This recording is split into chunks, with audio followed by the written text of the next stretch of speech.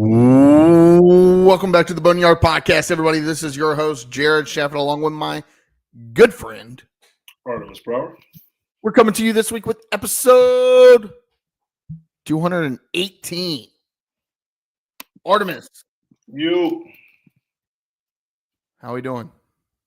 I am doing all right, my friend. I am doing all right. It's been a jam-packed weekend we're coming off of, so a little tired, but we're good. We're good. We're ready for another episode. Happy to be here with you, brother. Tired? Yeah. Tired from what? What are you tired from? Tired from living. Same, Artie. No, did you do anything fun over the weekend? Yeah, we went to the beach actually yesterday. Just did a little day trip. What beach? Up to the beach, Myrtle. We went down to Myrtle for the day. We went to Myrtle for the day? Yeah, it was a reschedule. We had to reschedule. Something came up last minute, so we had to reschedule for yesterday. So yeah, we went up to Myrtle for a day. Good for you. And they came back this morning. I was at the beach this weekend as well at Emerald Isle, but I guarantee mine was not as relaxing as yours, with spending time with family and being solely in charge of a 18-month-old child. I guarantee mine was not as relaxing as a day at the beach with my significant other. All right, Artie, number 18.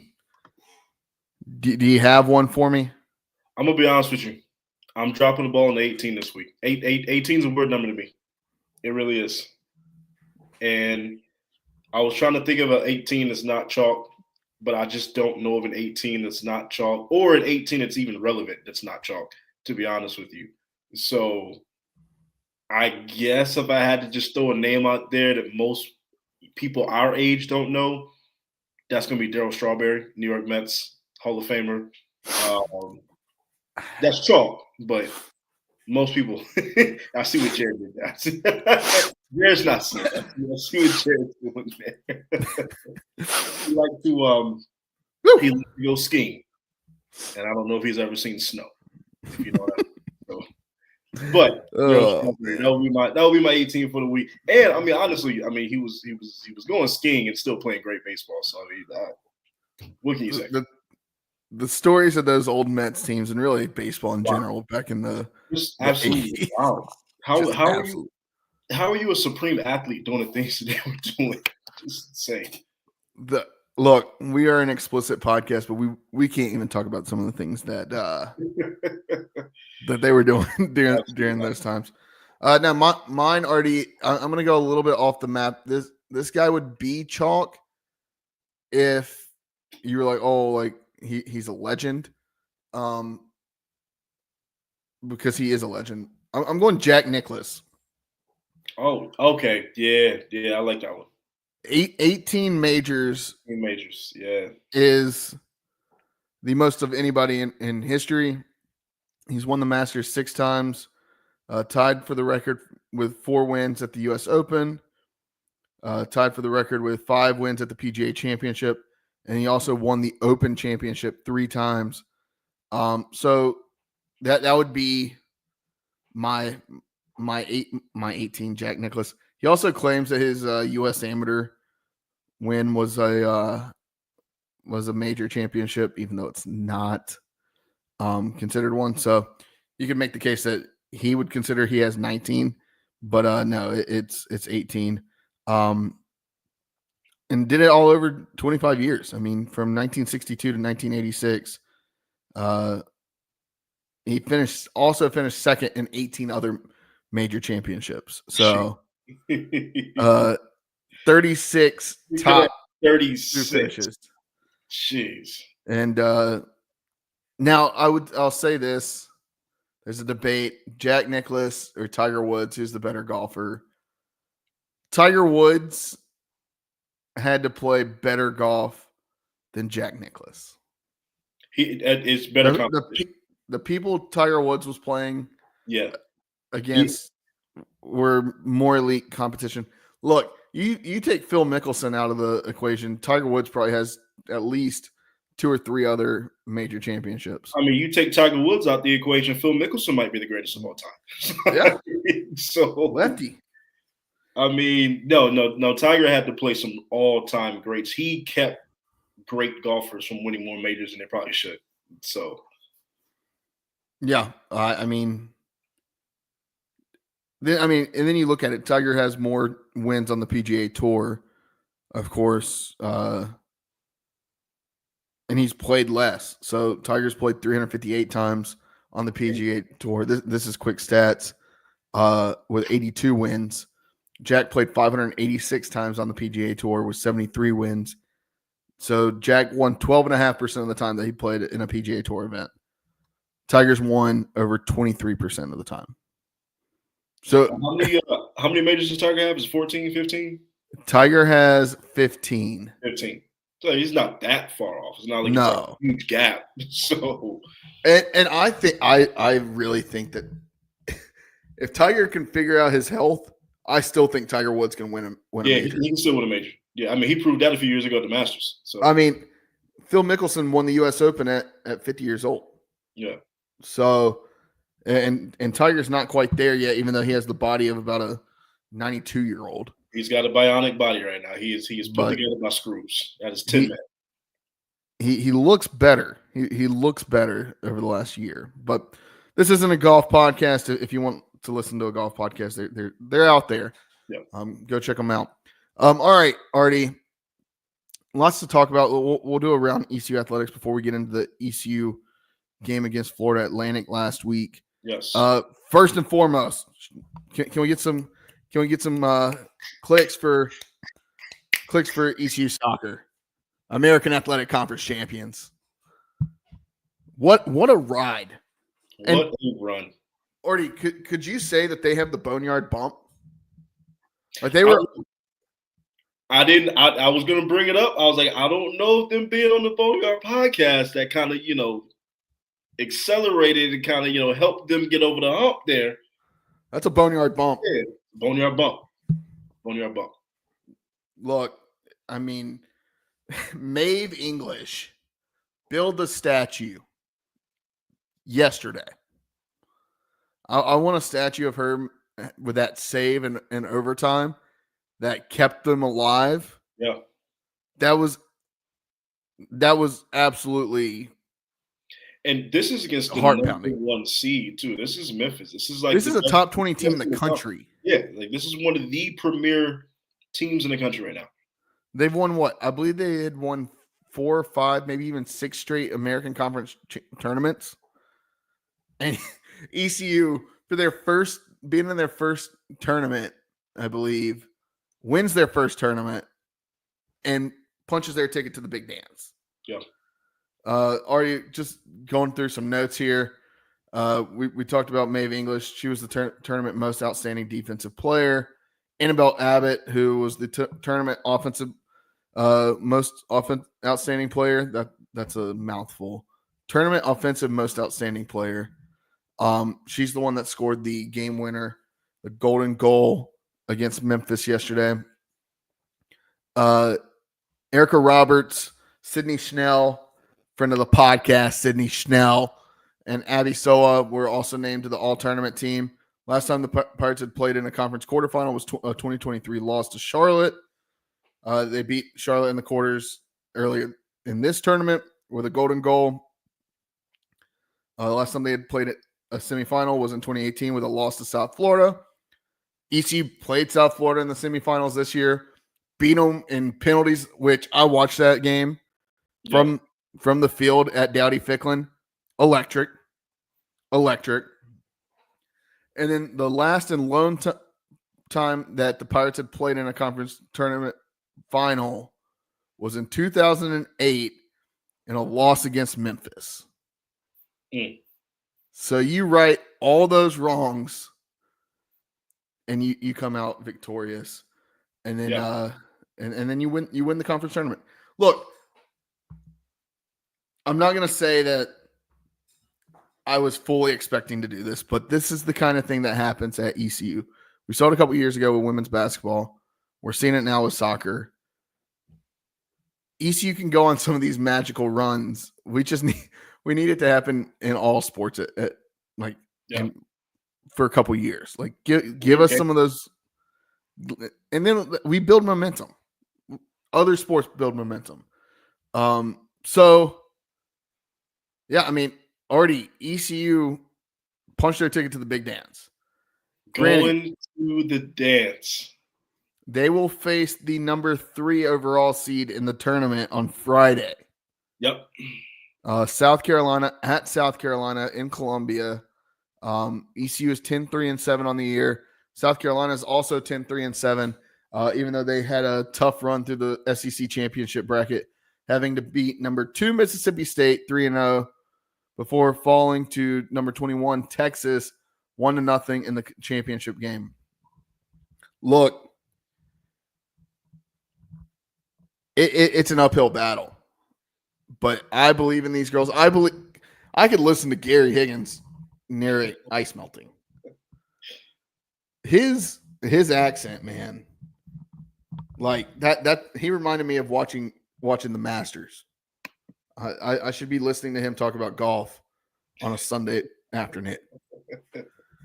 Like Gary Higgins, come on, man. I love it. Look, these girls are going to be fired up. They're going to be ready to go. They're coming off of a conference championship victory, and I think they're going to be excited to play South Carolina. I don't think they're going to go into that. They have nothing to lose. They've done everything. Single elimination, right? Any given Friday, because that's when this game is being played. This Friday, any given Friday, right? Let's go out there and let's shock the world. Like, look, you play the type of defense that ECU had to play against Memphis. You play that kind of defense, you're going to be able to win. Look, it just takes one good bounce. We saw it. Memphis had ECU on the ropes for a lot of that game yesterday. ECU took advantage of their bounce, right? They did. Now, are you going to get many of those bounces on the road at a top 5 team? Probably not. But you got to take it how it comes. Yes. And let's shock the world. Let's shock the world. Friends of the podcast, Sydney Schnell, Kylie Alvarez, who they reviewed it. I meant to ask her about it. Like, she was the one that they were reviewing for a handball on the golden goal yesterday. Like, what's going through your mind when you know she touched it?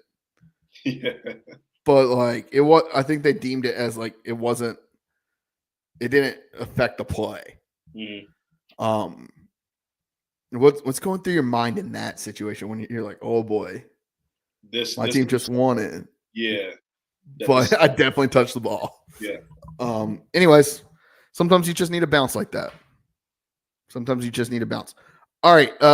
Already ECU volleyball. They're on a 2-game slide, so maybe the Boneyard bump has gone to soccer and not volleyball.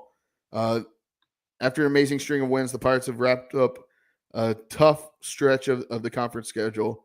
Yeah. And are set to finish the season against Charlotte and at Temple. Catch the final home game of the season this week when the Pirates attempt to sweep the UNC Charlotte 49ers in a paint it gold matchup. That's Wednesday night, November 13th at 6 o'clock, paint it gold. And then Friday they're at Temple, which, hey, look, Charlotte, you should beat. They're 5-22 on the season, 2-12 in conference, and then you should be able to beat Temple on the road. They're 13-15 on the season, 5-9 in conference. Yep. Need to finish the season strong, ladies. We got to have Izzy back on. She told me she'd come on, so we'll get her after the season. Happy senior day to her this past weekend. Big facts. Men's basketball improved to 2-0 on the season. RJ Felton moved to 11th all-time in program history and career points with 1,201 after his 25-point, 11 rebound performance against Coastal Carolina. The Chanticleers. All right, next game for ECU. It will be tomorrow evening, military appreciation game against Mount Olive. ECU leads the series 2-0 all-time. And then a long time matchup. I guess I don't know if I really want to call it a rivalry. ECU has played George Mason 49 times in basketball. Oh my goodness. George Mason leads the series 34-15. ECU will look to get a little bit closer in the series against George Mason on Saturday with a 4:00 tip inside Minji's. Or is that game on the road? Historically, George Mason has actually been like they've had some good teams. Oh yeah, oh yeah. So that game is in Minji's, if I'm not mistaken. Let's see, Saturday, American Athletic Conference. That's not the right day. Saturday. Yep, inside Minji's. All right, so lots of basketball. Look, you got to have a better game than you did against Coastal last, I guess, on Saturday. You got to have a better. You can't compete like that. But already turning it back over, ECU women's basketball. Women's team had a great showing in the season opener against Charleston Southern before making the trip to Harrisonburg to take on the Dukes of James Madison. The Pirates fought hard, but the Dukes may be one of the best teams ECU plays in the non-conference slate this season. We'll learn more about both the Dukes and the Pirates in their next games as ECU plays host to Furman, while JMU takes on number 6 Notre Dame. All right. ECU will that can't be right. It's wrong in the notes here. So just trying to make sure that I have the right dates. On the 14th, ECU will play Furman. It says in here that we'll play Charleston Southern, even though we've already played Charleston Southern. I was like, wait, what's going on? ECU will play Furman at home Thursday night at 6:00. That's Pitt County Schools Staff Appreciation Night. And then Sunday already there's a big time game. We play some small name program with a small name coach. Yo, how crazy would it be? I'm not saying it's gonna happen. It's not gonna happen. Look, I love Coach Kim. I love to death, but it's not gonna happen. What if ECU soccer and basketball did the unthinkable on Friday and Sunday? We double up on South Carolina. They'd honestly know. This is really not even joking or exaggerating. I think they'd have to throw a parade in Greenville. You double up on South Carolina, you got to throw a parade, and they haven't really won anything, but you got to throw a parade in Greenville. Winner gets Shane Beamer. Winner gets Beamer ball. Yes. All right, Artie. I think that's a good segue into ECU football. All right, ECU football. ECU beats Florida Atlantic, and when I say beats, I mean absolutely beats the hell out of them. ECU wins 49-14. Look, this game was ECU could have very well shut them out. They had the two decent drives and they scored on both of them, but Florida Atlantic could not do a damn thing against ECU. ECU had their way with Florida Atlantic on Thursday night inside Dowdy. Your thoughts? Like that, and I said this against Temple last week. That is the kind of game that you have to have when you're playing lesser inferior competition. Because let's just call a spade a spade. That's what it was. Temple, FAU, not very good. Probably not going to finish the season very well. You've got to be able to come out and assert dominance against those teams. If you're really trying to turn a new leaf as a program, right? You've got to come out and you've got to play well against teams that you should be able to beat, and not just beat them and not just let them stay into the game, but from Jump Street. You are not going to be a factor in this game whatsoever. We're going to do what we want to do. We're going to push the pace. We're going to control tempo. We're going to push the offense like we did. And our defense is going to play lights out. Again, this is against inferior competition, and we've got some decent teams coming up on the schedule. But they did exactly what needed to be done, and I couldn't be happier. Sitting at 5-4, Blake Harrell, coach of the week, in a lot of people's polls that I've seen on Twitter, deservedly so. The team is rallying around him. I love to see it. We're not going to get too hyped, too amped up, but we got 3 games to get 1. right? We got 3 games to get to bowl eligibility. I absolutely think we get there. And who knows if we can get more than 6. So at this point, the way the season was looking, the way the season was turning, all of a sudden you went 2 straight. And now things are kind of getting back to what maybe we thought it could be, even though there's still been some disappointment, obviously, this season. But golden opportunity to finish the way you want to finish. Yeah, I mean, Artie, the thing about this game is, okay, you do it against Temple, okay, they're not that great. Florida Atlantic, okay, they're not that great. But in the past, under Mike Houston, You I'm play not down to competition. Like, we've seen them play down to competition. exactly. And that's And what you want to see. You want to see them play up to lower competition. like you got to go out there, and whether you're playing Alabama or you're playing Kennesaw State, you got to go out there with the same mentality that, hey, I'm going to score as many points as I can and stop you as many times as I can, and I'm going to keep my foot on your throat. And that's what ECU did. Now they slowed it down. They had that 8-minute drive, which was the longest drive that they've had. But I think it proved to themselves, like, hey, if we need to slow the game down and run an 8-minute drive, right, we can do that. No, look, it was Florida Atlantic, and things got weird on a Thursday night inside Dowdy, but ECU did what they were supposed to do. And I think ECU gets to bowl eligibility this week. And I'm going to say this already. I don't think that ECU just wins with 6 games. I think there's another win on this schedule, at least one more win. And by God, if somehow Blake Harrell and JDB figure out how to win out after taking over, I think there has to be a serious conversation about putting keeping the interim tag on, or at least giving him another year.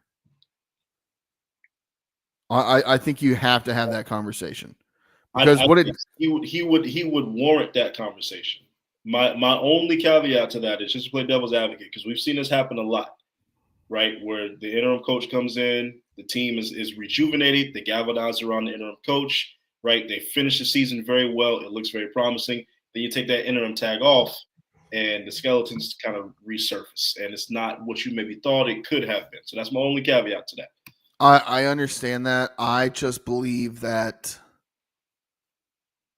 the culture has improved, right? And I know we've talked about this in the group chat a little bit, but I mean, basically from our understanding is offense and defense at times were kept separate and not allowed to hang out, not allowed to talk in the locker room. That's true. That's just absurd. Like this is being confirmed by former athletes that we've talked to.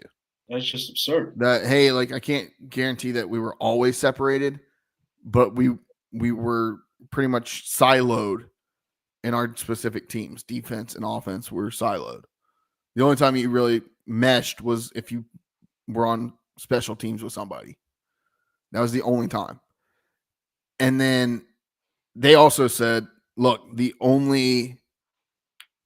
culture that Mike Houston has talked about in the past, this person told me, he said, yeah, that culture was not from Mike Houston. That culture was from the players. And it feels like that culture is being built on. Like hearing Blake Harrell talk about sitting down with Caden Hauser and like learning about how he thinks and how he views the game. That's important. And you're seeing a team play for each other. Not only that, Artie, the other thing is ECU has an opportunity to retain some of these recruits that have decommitted. And then I do think that Blake Harrell and JDB are both excellent recruiters. They could figure this out. I think then you're just hiring for a defensive coordinator. I think you could give Blake Harrell the reins and say, okay, you're going to be head coach and defensive coordinator, but maybe want to take a little bit off his plate. I don't know who you would call, but he could still be the main play caller on defense and give JDB the reins completely on offense like he has been. My favorite quote from him this past week after the game was, I was looking at the time of possession numbers and thought, man, we really need to slow it down on offense. And then he said, I turned right around and told JDB, hey, run it up. Yeah. Like, that's my motherfucking coach. That's my coach. Let me tell you something. It's hard not to like Blake Harrell, though. And God, I love Blake Harrell. You gotta be a terrible person to not like Blake Harrell. If you don't like Blake Harrell, you can walk the damn plank. If you don't like Blake Harrell, you're probably the problem. Blake Harrell's my guy. That's my guy. But all right, it's been great. It's been great. Hopefully we can keep it going. I agree with you. I do think we get the bowl eligibility. I think we get the 6 wins. North Texas and Navy still, that's still scary. I'm not sold on. I'm not sold on either one, but they have still played. And then if ECU plays offense the way they've played offense the last 2 weeks, and they go in to Denton, Texas, not Denton, North Carolina, the better of the Dentons. Hey, look, back in my neck of the woods, Denton, North Carolina. Denton. No, go into Denton, Texas, and you whoop up on the mean green. I think if you went out, you got at least. There's a serious conversation about it. I mean, if you went out, you're 8-4, Jared. That's At what point in the season did we think that we would be 8-4 with Mike Houston? Not a damn chance. I mean, not a damn chance. Look, shout out to Mike Houston. He's a great guy. He's a great guy. I feel like we have to say that as an ECU podcast. He's a great guy. But nobody believed in him to do that. Not a damn soul. I mean, now you're getting to what we thought originally when the season started: 8-4, 9-3. That's kind of what we were talking about. How we thought this team could put everything together. If Blake Harrell and JDB can lead this team to 8-4, then okay, yeah, maybe they got to enter attack. Think about it. Think about what would have happened had Mike Houston not taken his foot off the gas against App State or his foot off the gas against Liberty, or get shellacked by Biff Poggi and his cutoff T-shirt in Charlotte. Like, come on now. Oh, jeez. I'm about to give myself an aneurysm thinking about what could have been if ECU wins out with Blake Harrell and JDB running the damn ship. Come on. I will say, I do like JDB on the sidelines, though. I like them both on the sidelines. On the sidelines. Good look. More college coaches need to be on the sidelines. On the sidelines. I think it helps. I think it matters. All right. Already this week, ECU has a chance to get to 6 wins and get to bowl eligibility under Blake Harrell and JDB. And to do so, they're going to have to go through the Golden Hurricane at Tulsa. We've talked enough about the Tulsa screw job in past years. We all know what happened last year when their coach was fist bumping with referees. We talked about that a little bit on the Golden Hurricane show earlier. But now we're going to have Ryan and Matt join us from the Golden Hurricane. Ryan, Matt, how's it going, y'all? Welcome to the Boneyard podcast. Guys, what's up? It's good to see you. It's been a while. Yeah, it's been a while. That's what all. Good to see y'all. I feel like it's been a minute. We were talking about it on y'all's show. I know, Matt, we had you on last year. I can't remember why Ryan couldn't join us. He probably just didn't want to see Artie in my face. But never. But no, I guess the time before that was before the 2020 game, which was that I believe it was the night before Halloween, down out there in Tulsa, and sounds right. That was not a good. I remember the next day, Artie and I played golf. We played golf in High Point, North Carolina, and we got in our cars, and I saw the email from Mike Oresco, enemy of the podcast, saying our officials got it wrong. ECU should have won that game, and they didn't give us a win. But hey, we got a nice little letter. Yeah, that was you can frame the letter. Like, what can we do with our win? We don't even have that. Nobody on that team is around. Our coach got fired. I mean, you guys can at least frame it or something. Yeah, we need to do something. But cool, guys. I know that the year hasn't been going the way that Tulsa fans may have wanted it to, but it seems like this is still kind of maybe not what was expected. Y'all were expecting a little bit better than what you're getting. Oh yeah. Yeah, to say the least. It's been when Kevin Wilson took over for Philip Montgomery, Matt brings this up somewhat often. He made the comment in his intro press conference saying like, I'm too old for a rebuild, and it's kind of true. Like he's an older guy, and he came to this job. He was the offensive coordinator at Ohio State, and the team that Philip Montgomery left him was not a bad team. It was not a bad team. I think they went 5-7 his last year. Matt, correct me if I'm wrong on that. And there was a lot of returning talent on that team, and so he took this job in the intro press conference and said, "I'm not here for a rebuild. I'm here for success pretty quick," And season 1 was not that. 4-8 last year. This is his second season, and it's looking worse. We're getting worse in a lot of categories, kind of across the board. And it's the same staff, same OC, same DC. Nothing really has changed other than we just look kind of all over the place. So no, it has not gone as expected. We're 3-6, 1-4 in the American, and our one win in the American so far is a unbelievable, ridiculous game against UTSA, where we were down 35-7 at halftime and then came back and won it. So crazy, weird year, but not where we thought we'd be. No. Yeah, fellas, what's the one culprit that you would point to maybe why it's going away? Is it recruiting? Is it not being able to develop or cultivate that talent? What's the one culprit you would point to? Yeah, I would say like it's definitely, well, I don't know if it might be too early to call on recruiting. I mean, the recruiting class last year was the best recruiting class that I think Tulsa has ever had. But we're not seeing a lot of that yet because a lot of these guys are freshmen. Unfortunately, we're seeing a lot of them play because of injuries and just we've had like some guys leave the program this year. So we are seeing a lot of those freshmen in, but they're still young and they haven't had a chance to kind of develop yet. And it just, I don't know. It seems like there was a regression pretty much across the team from Philip Montgomery to Kevin Wilson when he took over.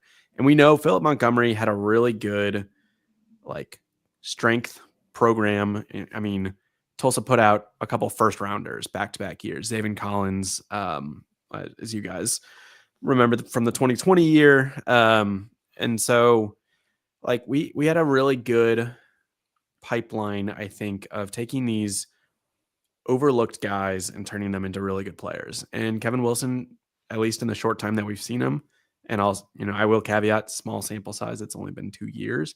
We just haven't really seen him be able to coach anybody up.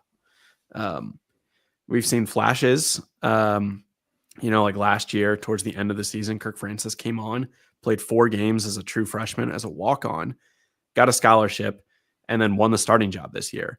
And then, but he hasn't looked like as good as he did last year. And so, it's just the thought, was it a flash in the pan? Is it guys look good when nobody has a lot of tape on them? And then as that kind of builds up, they're regressing. Not really sure. It's tough to kind of point to any one culprit. It's just kind of been I think across all, nothing has gotten better since Philip Montgomery left, which is what makes it frustrating. Because as Ryan was saying, we weren't expecting a rebuild. Yeah, and I think if I were to point to one specific culprit, which we talked about a little bit on our show with Jared just now, unfortunately, it's our passing defense. It is very bad. Last I looked, which was right after the UAB game, we were off last week, so coming off a bye week for ECU here. But last I looked, we were last in the country for passing yards allowed. We were last in the country for team pass efficiency defense. And we were a third to last, I think, in the country in total defense. So it's like we give up a lot of yards. Our secondary specifically has been just objectively bad. I hate talking bad about those guys, but it's just been a bad year for them back there. And it's not looking any brighter. We have taken a lot of injuries on that side of the field, which, like Matt mentioned, has forced a lot of freshmen to come in and play. And they are talented. It's interesting. Like the freshman DBs are all like bigger, longer guys, than the upperclassmen, which, they look good on the field, but they're just freshmen. They make stupid mistakes sometimes. So even though they kind of look the part out there, they still get beat pretty bad. And then the upperclassmen are just smaller guys. So when they are healthy, they can't really stand up to the big talented receivers that they sometimes see out there. So if I were to point to one thing, that'd be it, the passing defense for Tulsa. And I expect that to be a problem coming up against the Pirates. Yeah, I absolutely expect Caden Hauser to feast on Thursday night. Won't say that I don't love to hate it. Yeah. No, I love to hear that, guys. Appreciate that confidence. Yeah. No, I mean, yeah, just looking at it, I was looking through some of y'all's scores on the season. It seems like Tulsa's just given up a lot of points. Just looking at it, I mean, even giving up 20 to Temple. I mean, you've given up over 40 in, I believe, 4 or 5 games on the year. So it's tough to see that. But it also, when you're not getting the offense going, what's kind of been going wrong on offense as far as like the season has gone so far? I noticed y'all have used a couple of different quarterbacks. Who's starting? What's kind of going on between that? Who knows, man? Who knows who's going to start? I don't know who's going to start on Thursday against you guys. Last game it was Cooper Lega. He started against UAB. He's the one who came in to start the second half against UTSA and led that comeback that we won. Right, so he took over in the second half for Kirk Francis in that game, who has been mostly lackluster this year. And then he did nothing last week against UAB, right? And it is a weird deal. We came into the season with kind of 3 guys on the docket for who might start at Tulsa for at QB. And that was Kirk Francis, who's a redshirt freshman. It was Cooper Lega, who's a grad transfer 5th year from Utah State. And then it was a redshirt sophomore, Cardell Williams. And I mean, I'd like to see Cardell in there just personally because nothing else is working. It doesn't sound like that's going to happen. Kevin Wilson, I listened to his press conference yesterday, and he didn't even mention Cardell. You know, he said it's between Kirk and Cooper again. So I'm sure it'll be one of those 2 guys. I don't know who they'll go with from those 2, but either way, whoever's out there, neither of them have been able to find consistency. Both of them have shown a quarter or 2 here and there of really good quarterback play. I mentioned Cooper Lega against UTSA. I mean, that one half, he looked like an NFL quarterback out there. I don't know if UTSA just fell asleep or what, but I'm sure that was part of it. But I mean, UTSA made Jay Garcia look like an NFL quarterback too. So yeah, that's fair. That's fair. But he can show something, you know, and Cooper is like you know, if I were trying to put them in little buckets, like Cooper is the bigger physical guy. He'll run it on you. He'll run it right at you. He's big and strong, 5th year guy. He's got some meat on him and he can move. Kirk, definitely not. He will run if he has to. He's not going to choose to really ever. He's small. He's still a redshirt freshman. He's got a really nice deep ball when he's got a clean pocket, but clean pockets have been hard to come by for TU this year. So that's why Cooper has seen some more playing time, because that offensive line has been a weak spot for us. He can take the hits a little better. He can make things happen out of the pocket. So that's kind of how it's been. It's been kind of a case by case, game by game, see what the vibe is scenario. And that's probably what we'll see on Thursday. And they've been pretty quick to swap out one for the other if it doesn't go very well early. So we'll see. I don't know. Yeah, I think the other thing on the offensive is it's like not even really sure who's calling the plays at this point. It sounded like for the UTSA game that Kevin Wilson had given up play calling duties. He had a quote after that game where he's kind of stepped back as a head coach and started to let his coordinators do more. So the assumption for a lot of the fan base is, okay, Steve Spurrier Jr. has started play calling, and that's why our offense actually put up 46 points this game, and then we just fell right back down to we scored a garbage time touchdown against UAB. So really 14 points in that game. So I'm not sure if it's just, it's been a very conservative play call or playbook so far this year. And it just is not a good fit for us at all. Yeah. Even in a down year, there's gotta be some bright spots somewhere. Right. So what would you guys say, the guys, offense, defense, special teams that can actually make this game interesting, if Tulsa comes out inspired, plays their best ball, can keep it close? Who would you say that is? Yeah, so something that I feel like the only things that have given us hope this year, or at least maybe the last couple of weeks, is seeing some of the freshmen come in and look better week after week. Last week, Tim Carpenter came in, and that was the garbage time touchdown, but I mean, he looked really good out there. And I feel like maybe we have a fall into the trap of getting excited when a young quarterback comes in and plays well. And like, Yeah. like that's the future. But it is that like, this was a strong recruiting class. And so to see some of those guys get playing time, like in the running back, it's been Anthony Watkins has been kind of our big back for the last 4 or 5 years. But now we've got 2 freshmen, Lloyd Avant and Ellison are coming, and like they're putting up decent performances. They're not putting 100-yard games, but maybe 60 yards, 6 yards a carry occasionally. Like they've got some explosiveness. And then the same thing. Oh man, who was it last week, Ryan, that went off? It was Joseph Williams, right? Yep.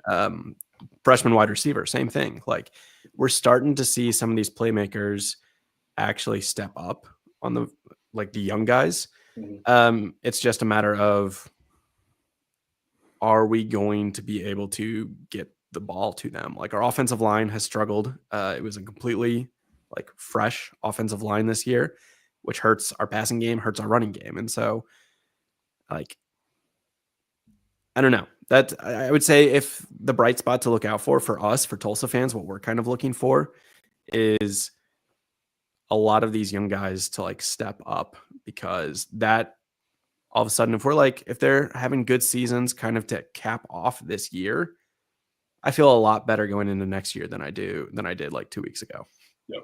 Yeah. And if Tulsa has a shot at winning this game, got to get the running game going. Matt talked about it a little bit. It has really not been there much this year. Unfortunately, we've seen some flashes from some of the young guys, as you mentioned. Anthony Watkins didn't play at all against UAB. He was healthy. Kevin Wilson talked about it this last postseason, or this last press conference, and he said he's just not practicing well. He's a not grad transfer, but 5th year senior.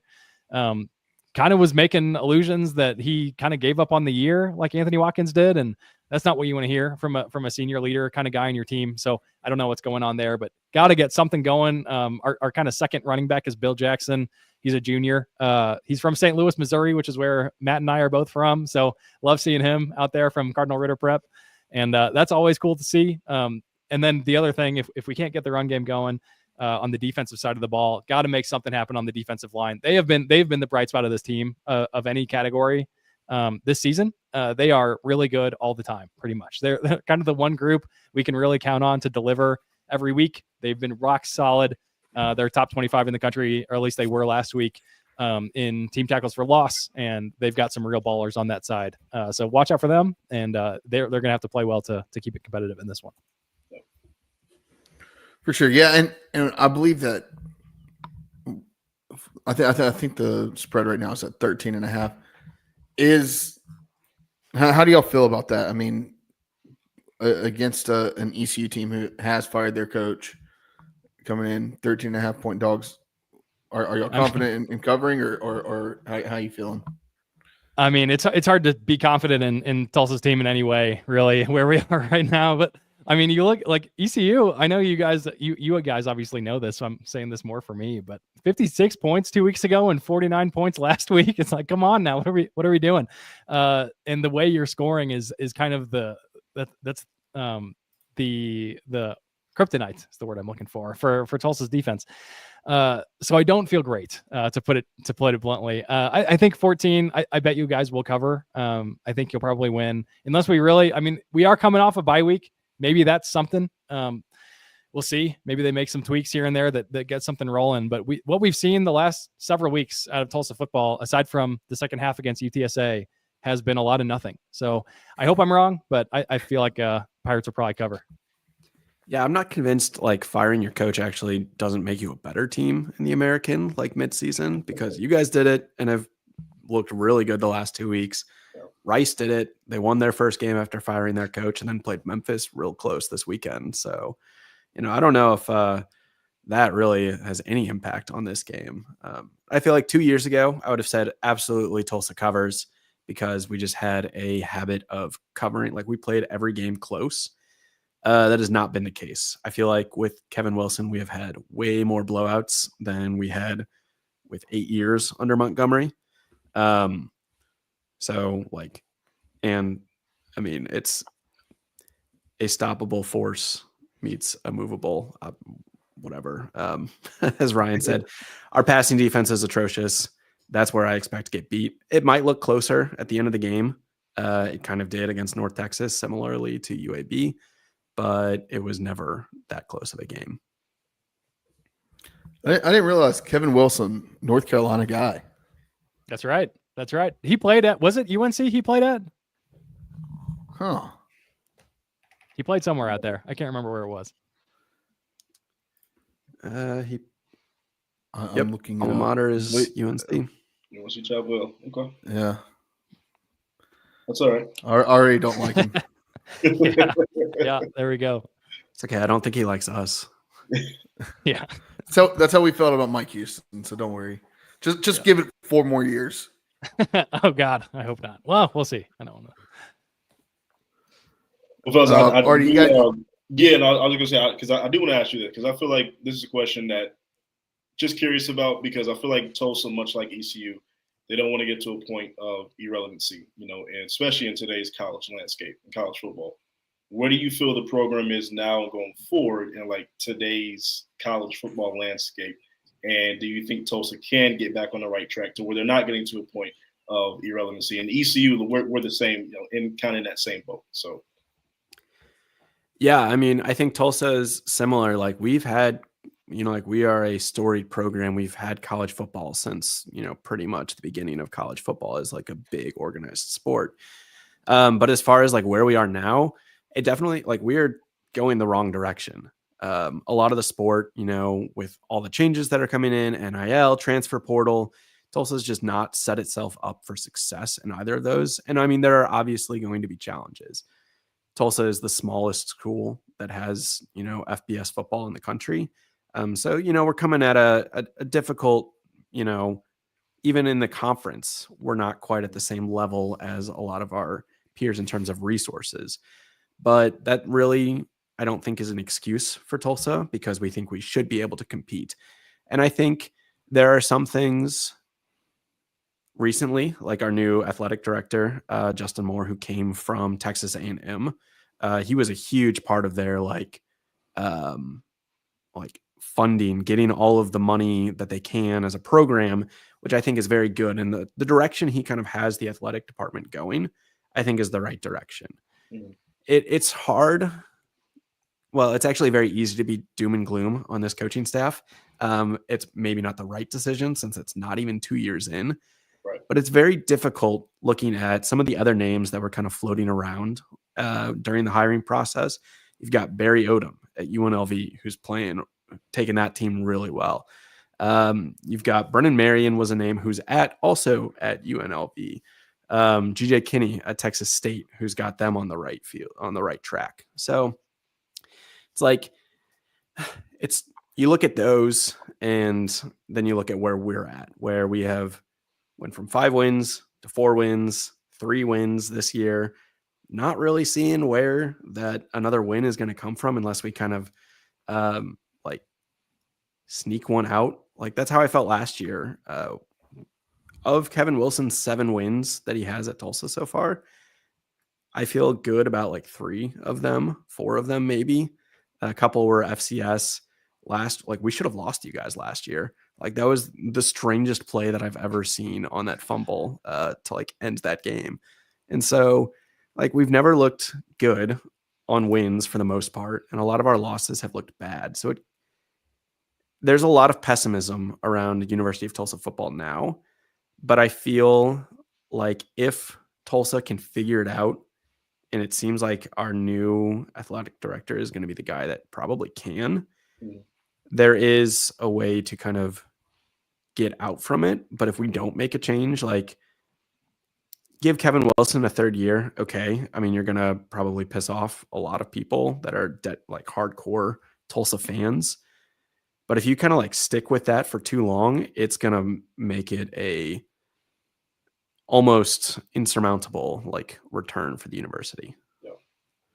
Yeah, not a ton to add, but I will throw in the we talked about recruiting a little bit already, and that's another bright spot. It's hard to hang on to it at this point just because the season's gone so poorly. But on paper, you look at Rivals, you look at 24/7 Sports. Last year was, like Matt said, the best recruiting year on paper that Tulsa has ever had. Right, so there is certainly something to look at and point to and say, okay, maybe we got something going on here. Like maybe something's coming.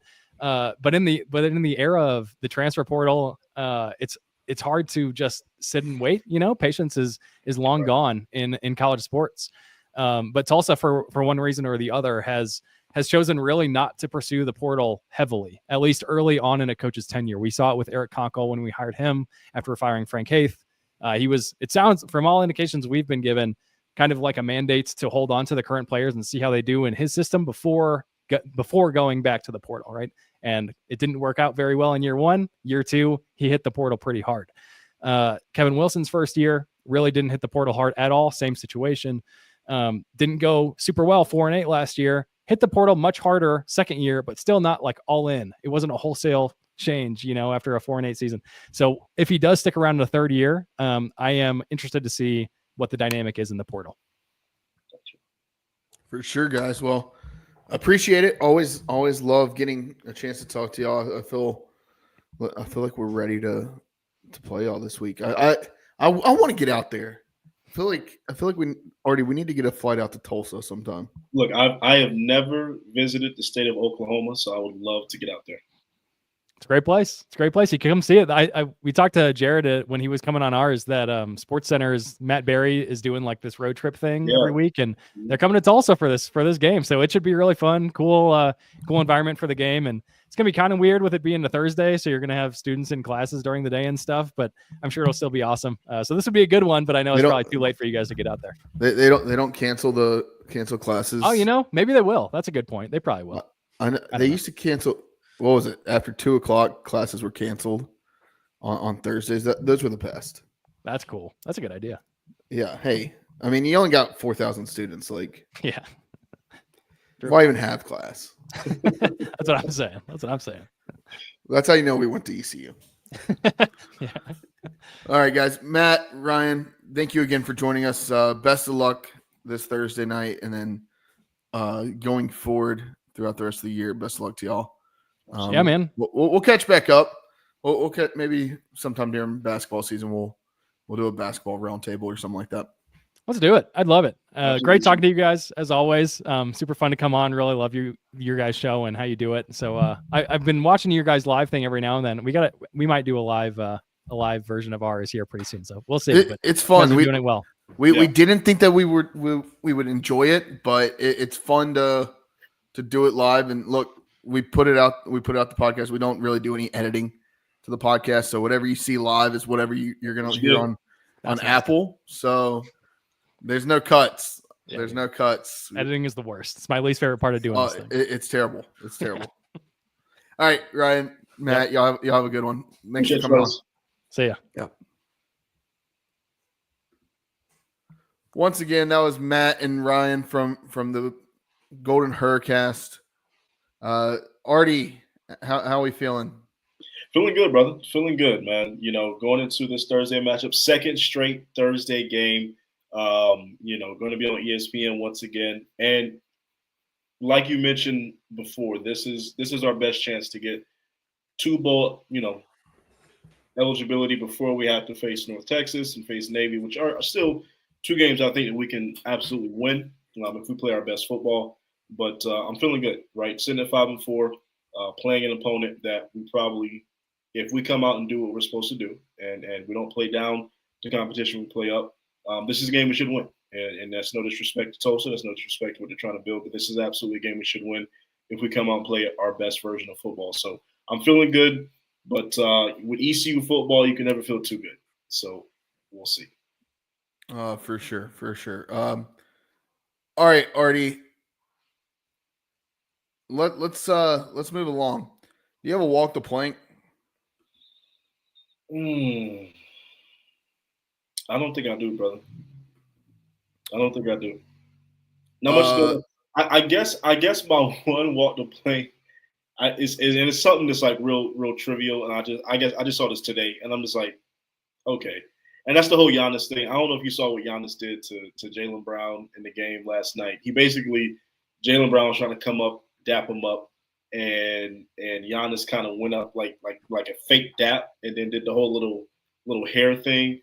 It was very elementary. It was very like high schoolish, middle schoolish, whatever you want to say. It was funny, but it was kind of like, come on, Giannis, like you're a grown ass adult. What are we doing? So I don't know. That would be my one water plank for the week. I don't have nothing else to really give you. Not much is going on. So I got nice save. Did you see that? People say I'm not an athlete. Did you see those reflexes? No, I've got one. I might have a couple actually, but my number one, and already I know I'm a stickler for this. I've gone round and round on it for forever. Storming the field. Can we have another conversation on storming the field? Bro, why No. Who Did you stormed the see? field that pissed you off, bro? Did you see that Coastal Carolina stormed the field after beating App State last week, 38-24? No. Okay. All right. I wanted to be upset with you. Now I can't be upset with you. That's a legitimate conversation to have. What are we doing? What are we? Like I get Ole Miss storming the field against Georgia. I get it. That's the one I thought you were going to bring up. Like, no, Coastal Carolina stormed the field after beating App State 38-24. They did not. They did. No they did. There's no a 4-4 team in your own conference and you storm the field. Come on, man. Yeah. You see them every year. Like, yeah. What are you doing? And they're having a down year. Yeah, no, that's a bad one. I didn't know that happened. That's about this is posted 4 days ago on ESPN.com. Coastal Carolina fans storm the field after a win. Coastal Carolina defeats Appalachian State 38-24, and Chanticleer fans rush the field. That's brutal. And then a lot of teams got exposed this weekend. Sure did. A lot of teams got exposed. The state of Florida can walk the damn plank. Did you see that the state of Florida went 0-11 in Division I football and the NFL? Can we just talk about Florida State for a second, though? Has there ever been an example of that kind of like turnaround in the history of sports? Like to go from being 15-0 and getting snubbed out the playoff, even though I don't think they got snubbed, but getting snubbed out the playoff, to now being 1-8, 1-9. They're 1-9, I think. I mean, that is absolutely absurd. I mean, yeah, like I guess the middle ground Artie would be your Michigan Wolverines being 5-3 on the year after winning the Natty. But they're at least competitive, right? Like Michigan, I'm saying they're the only one I can think of, and it's comparable. That to me, that's not comparable. The only one that I could see, and it's kind of the opposite, is kind of how quickly UCF rose after their 0-12 season. Okay, the turnaround for being like and I know it's all transfer portal because Norvell got all these kids at the transfer portal and they just didn't pan out. But man, to go from 15-0 to now you could possibly go 1-11, crazy. Can't say I feel bad for him. No. Right. Here's another one, Artie. Earlier in the season, before the season started, you remember NC State fans saying that they were going to compete for a college football playoff berth? State fans were real quiet on that Twitter. They've been real quiet. Why they not chirping? Why they not talking? Because they're going to lose their last two games. I believe they've got Georgia Tech and is Dave Dorn not the guy anymore? Why they quiet? If you ask an NC State fan, they'll tell you that Dave Dorn should be fired. He I thought and he was Mike the guy. Houston. I thought he was going to take NC State to the playoff. Hey, Why they quiet? y'all sold y'all soul to the devil to go to the Final Four. But I was just about to say they're going to come. Well, we made it to the Final Four. But I remember them being a top 25 team, Marty, early in the season. I remember them saying, "Oh, we got a shot to make the college football playoff early in the season." I remember that. I remember them saying that they were going to go 11-1, 12-0 on the season. Hell, they lost at home to Wake and Duke in the same season. The only thing that really annoys me with State, and I'll leave it at this, is that they really tried to take on the big brother role, but they don't even know how to be big brother right. You don't even know how to be big bro right. like pipe down. Stop it. Calm down. You ain't shit. Stop that. State. It couldn't be happening to a better school. It couldn't. It really couldn't. I love to see it. I love to see my friends on Facebook that went to NC State. I love to see them bitch and moan about how terrible it is to be an NC State fan. I love it. I love it. There is nothing more sweeter than the tears of an NC State fan. I'll just say that. But no, they're at risk of going 5-7 and missing bowl eligibility completely after, being a dark horse playoff contender. Being a dark horse. If you would ask them, they weren't even a dark horse. They thought they were a front runner to be the 4 seed in the college football playoff.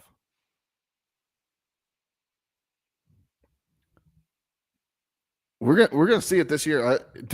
Do not be surprised when Boise State's the 4 seed. Do not be surprised. I don't think it's going to happen.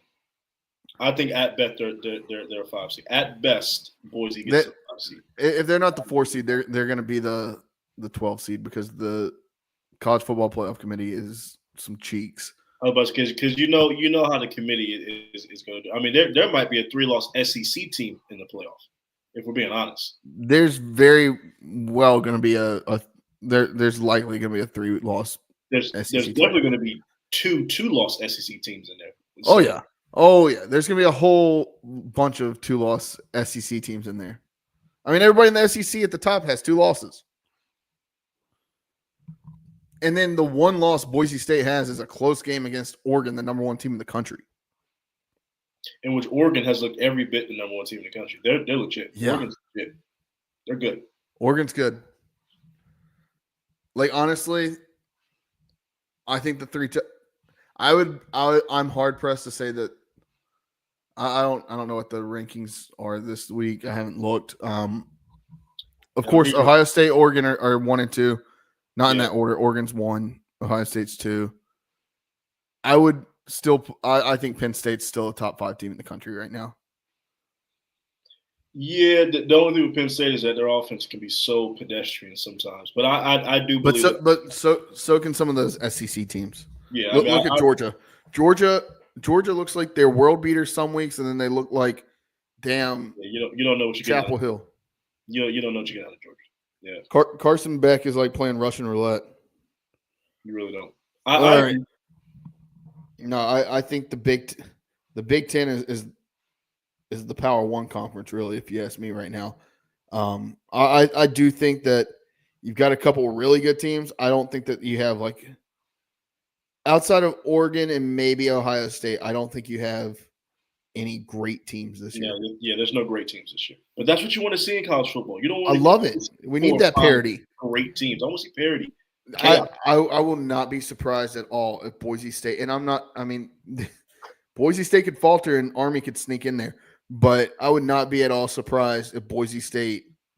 They'll call it an upset if Boise State wins a round in the college football playoff this year. Nah, I don't think they're that good. You get them in there. They're the 12 seed playing a 5 seed. Let's say that's what the second best, probably the second best team in the SEC. That's good. That's going to be 5 seed Tennessee in Knoxville. They're not going to Knoxville winning that game. Tennessee, That I guess it is true that is going to be at Tennessee, Like, but it could be 5 seed. It could be 5 seed Ohio State, which then again you got to go into that's even Columbus. worse. 5 Yeah. seed in Columbus. That's even worse. But I'd yeah, rather play Tennessee. it could be 5 seed. Hey, look, I don't know. If Boise just gets to the dance, that's all they. Well, can they're do. going to get it. They're going to get to the dance. It's either That's them all or they do. Army. Which, Artie, do not sleep on Army or Tulane. Army's got. Tulane's ranked right now. They're good. Yeah, Army is too, and They're Army's 8-2. got Notre Dame. What, this weekend or next? Yeah, Army's 9-0. I think Tulane's either 7-2 or 8-2. They're still in the mix. They're there. And Tulane's losses, I believe, are to Ole Miss and Kansas State. Yeah, they've got 2 quality losses. Yeah, like these teams can hang y'all. Like these teams can hang. I was saying in our group chat, I think that the middle tier of the ACC and Big 12, there's no difference between them and an American Conference school. Well, the top tier of the American Conference, not the bottom tier. I'm saying the middle tiers. If you take the middle of the ACC and put them in one of those other conferences, they're going to be in the middle of one of those other conferences. I can see that. Yeah, based off of what we've seen this year. Yeah. Yeah, like, and already crazy as it is, ECU is still fifth in the standings in the American Athletic Conference this year. A lot of chaos would have to happen, but there's still a chance. There's still a chance. All right, Artie. Now that we've got Walk the Plank out of the way, let's get to Gambling Corner and wrap this thing up. This one's kind of interesting to me. UTSA is a 1.5 point home dog to North Texas this weekend. The over under 71.5. I'll start with this one. I'm gonna take North Texas to win outright. I don't know. Like UTSA has not looked good, and with that, I think North Texas is going to also cover that 1.5 point spread. And there's going to be a whole hell of a lot of points scored in this game. The over under 71.5. I'm actually going to take the over on that. Wow. I'm almost right there with you. I think North Texas will win this outright. I think they're going to easily cover the spread. This is a no sweat bet. But I'm going to take the under. I think 71.5 is a lot. And I think it's a lot because I don't think UTSA is going to score or keep up the way North Texas. I know North Texas has a terrible defense. They have an awful defense. I get that. You look at North Texas. North Texas has scored outside of their game against Texas Tech and their game against Army. North Texas has scored over 35 points in each game. And that's why I think this is going to be a 48-20 ball game, which is 68 points. So give me the under. I think there's going to be a lot of points scored, but 71.5 is absurd. I think 48-20 North Texas. I think that's where this is. In North Texas's games, they've scored 50 twice. These games, I don't know. I mean, it could very well hit the over. I just don't think it's going to. UTSA has a better offense than Tulsa, and even though they lost to Tulsa, like UTSA puts up points. They put up points against us. They've put up points this year. They just can't stop teams. So I mean, yeah, but are they putting up 30? Are they putting up 40? Like UTSA put up 44 against Memphis this past week. I mean, yes, but Memphis was probably playing down the competition. That's not a typical Memphis. That it doesn't matter. I know. I'm taking the under. I don't care. I'm taking the under. All right. This year, UTSA, their last 3 games, 44 points against Memphis, 45 points against Tulsa, 38 points against Florida Atlantic. Now they did score 20 against us, but they can put up points. I think the over hits. I would almost take the over. I could be dead wrong.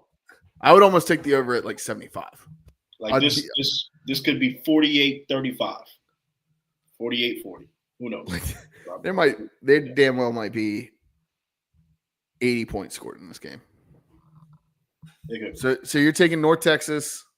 North Texas outright. They're going to cover and give me the under. All right. All right. Regional game of the week already. Number 6, Tennessee at Georgia. Georgia's a 9.5. Number 11, Georgia's a 9.5 point favorite at home against top 10 team Tennessee. I don't know how to bet on the SEC this year. I'm terrible on it. It's been a while. What you got? Tennessee at Georgia in Athens. This is going to be a good one. This is going to be an absolute. I would say that this is a playoff elimination game. However, even if Georgia loses this game and gets 3 losses, if they win out, I can still see a path of them making it into the playoff just based off the quality of losses and their strength of schedule. But for some reason, it's been topsy-turvy with Georgia. I don't know why. I feel like Kirby's smart. I don't see it in Kirby Smart to lose 3 games in the regular season. I think he gets it done. And the reason why I'm going to pick Georgia is because it's in Sanford Stadium. It's in Athens. This was in Knoxville. I might be singing a different tune, but this is in Georgia. That crowd's going to be electric. They know that the season is basically on the line because if they don't win, they very well could miss the playoff. I think Georgia's going to win. I think it's going to be a very competitive, very close game. Should be the game of the week. Who's favored in this? Georgia favored by 9.5? Yep. Give me Tennessee to cover that. I don't see Georgia winning this game by 10 points. I think Tennessee covers. Georgia wins though, and 48.5 is real. That's very flirtatious. It's very flirtatious. Give me the over. Wow. Okay. Give me the over. I need to. I'll share Josh's pick since he's not on the call today. The North Texas UTSA game. I didn't realize he had him on here. He's picked North Texas to win outright. North Texas against the spread, and he went under 71.5. So we've all picked the same way in the North Texas UTSA game, other than me taking the over. All right. I'm also going to take Georgia outright, Tennessee against the spread, and I'm going to actually take the under, which, looking at Josh's, these are 2 good defenses, so I mean, I could see that. Yeah, I just don't believe in Georgia's offense. They don't really have any like true firepower. Tennessee's offense at times has looked kind of sketch. I think it's going to be a slugfest. I could see this game being a 20-13 ball game. Very easily, yeah. All right. Next up, Kansas, who spoiled Iowa State's season this past weekend. Kansas on the road at BYU. BYU, number 7 in the country, is a 2.5 point favorite at home against Kansas. Like what? I don't understand that, but already, I guess I'll go first on this one. I'm gonna take BYU outright. I'm going to take BYU against the spread. I feel like that's easy money. And then on the over-under, I'm going to take the under. Okay. Kansas is a really bad football team. I have no idea why this is just a 2.5 point spread. But I should say the over-under is 55.5. I didn't clarify that. Okay. But Kansas has also been disappointing. So like Kansas is supposed to be better than what their record was. Like they were supposed to actually kind of be a contender in the Big 12 this season. So like their record should probably be reverse of what it is right now. They still have a quarterback that was supposed to be an electrifying, great kind of top 10 quarterback in the country. Just hasn't panned out that way. I think Kansas will put up a little bit of a fight, but yeah, this is easy money. I think BYU at home, they went out right. They cover that very easily. And I will also no, I'm gonna take the over. I'm gonna take the over. I think there's gonna be some points scored in this game. I'm gonna take the over. Most of that points is gonna be by BYU though. Okay. Josh went BYU overall or outright.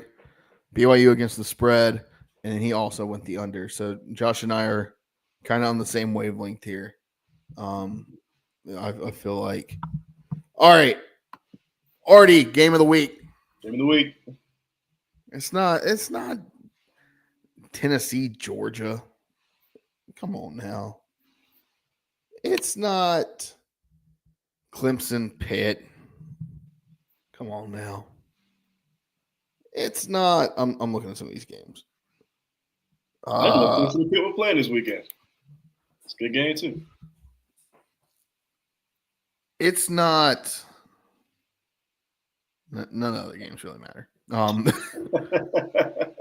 There's no real other games. Missouri, South Carolina is an interesting one. Beamer ball, baby. Hope South Carolina dog walks Missouri. Do you see Eli Drinkwitz saying that they still had a shot at the college football playoff? Yeah, I did see that. Yeah, I did see that. That's a walk the plank. Bro, you laid up a goose egg in Alabama, bro. Pipe down. Go sit down. Go sit down. That ship has sailed. Go sit down. You got a good team, but you don't have no playoff team. Go sit down. Look, South Carolina's the best 3-loss team in the country, if you ask me. Not even close. Not even close.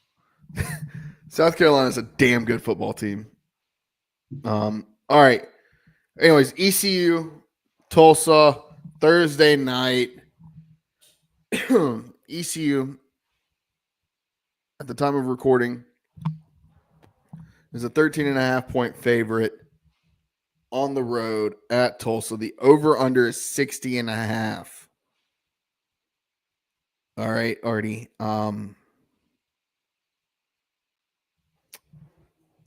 let you go first. You know, I'm going to go off trends here in this game.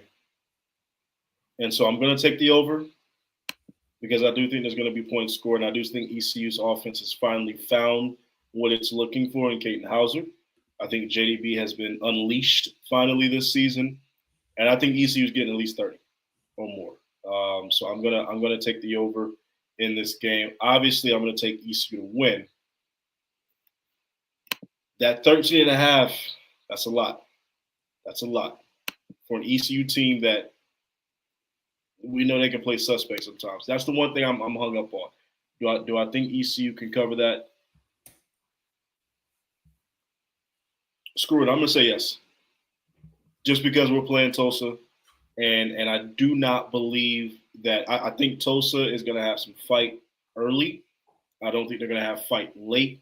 I think this gets stretched out. That it hits that spread late in this game. But yes, I give me ECU to cover. Give me ECU to win outright, and I'm gonna take the over. Yeah, I'm with you, but I think this game's a little bit different than the way you look at it. I think that ECU does what they've done the last couple of weeks. We heard the guys from the Golden Hurricast talk about the struggles that Tulsa has had to stop the deep threats over the top. It sounds like that's been the biggest problem they've had all year. So with that, I'm taking ECU to win outright. I'm taking ECU to cover, and I'm taking the over. I think that just looking at it, like last week, the over, I believe, was what, 53, 57.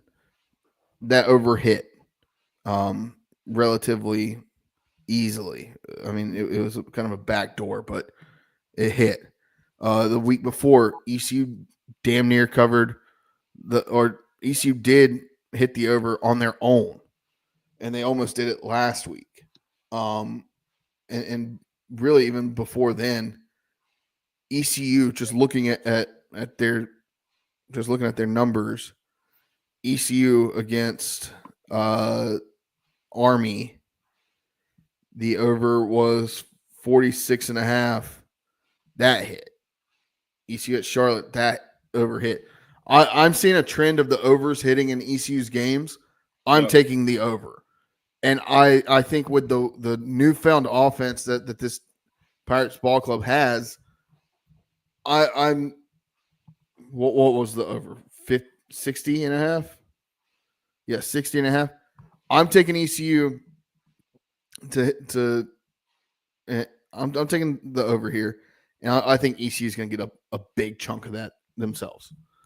I don't think that this game, and I'll say this, and I'll watch me be wrong. I was wrong a lot last week, except for on the ECU game. I hit it right on the money. I think ECU wins, and I think they win big. And I think that this new offense is here to stay. I think that JDB and Blake Harrell have found something, and it's not it's like I get Tulsa had a bye week last week to prepare for ECU. ECU basically had a bye week. Like they've had a full week to prepare. Right. They didn't have to play Saturday. It's not like they're playing 4 days after their last game, right? They've got time to prepare. I'll say this. I don't think there's enough film on ECU yet for them to be predictable. It's hard to see or know exactly what ECU is going to do because this offense looks completely different than it did in the first 6 weeks of the season. And the tempo, too. Like, it's a completely different tempo. We can still do up-tempo, but we've proven last week that we can slow it down. We can run a methodic offense. So, yeah, that makes it very, very hard for a D coordinator. Keeps them up at night. Are they running tempo? Or are they going slow? Are they going to do both? What are they running at me? So, yes. And ECU is going to keep their foot on the gas. There's no more of this, okay, we're going to play conservative. We're going to play with the lead, try to wind down clock. Or we're going to go out there and we're going to try to throw it over your head. And we're going to try to run it down your throat. And for that reason, I'm taking ECU and Tulsa to hit the over. I like the over this week for ECU, and I have for the last couple of weeks, and it's won me some money. So take the over. Bet responsibly. All right, Artie. Let's get another win this week. So let's absolutely do it. Get to 6-4. Come on, man. Let's get to 6-4. Don't that sound nice? Man, 8-4 with an interim head coach would be absolutely insane. Absolutely insane. Not saying it's going to happen. Even 7-5 with an interim head coach is absolutely insane. I'll take it. I will take that. All right, Artie, let's get out of here. First off, make sure that you follow us at Boneyard Podcast on social media, TikTok, Instagram, Twitter, formerly or X, formerly known as Twitter, wherever. Also, subscribe on YouTube. Do that right now. Please do that right now. We love seeing people watching on YouTube. You can laugh at how terrible my beard looks right now. And then also get your podcast there. And then also leave us a review wherever you listen to your podcast. 5-star review, Artie. What's that? What's that? No, 5-star. 5 stars. 5 stars. You're a friend of the podcast for life. 1 star. Oh, well, yeah. There you go. Walk your ass on down the plank. 5 stars. Do not walk the plank. We love you guys. All right. Let's get it, Artie. Go damn Pirates. Pirate Nation. Let's get it this Thursday. I was about to say this weekend. This Thursday, let's get another dub. Let's get another game over 500. As always, wash your hands, wash your butts. Deuce.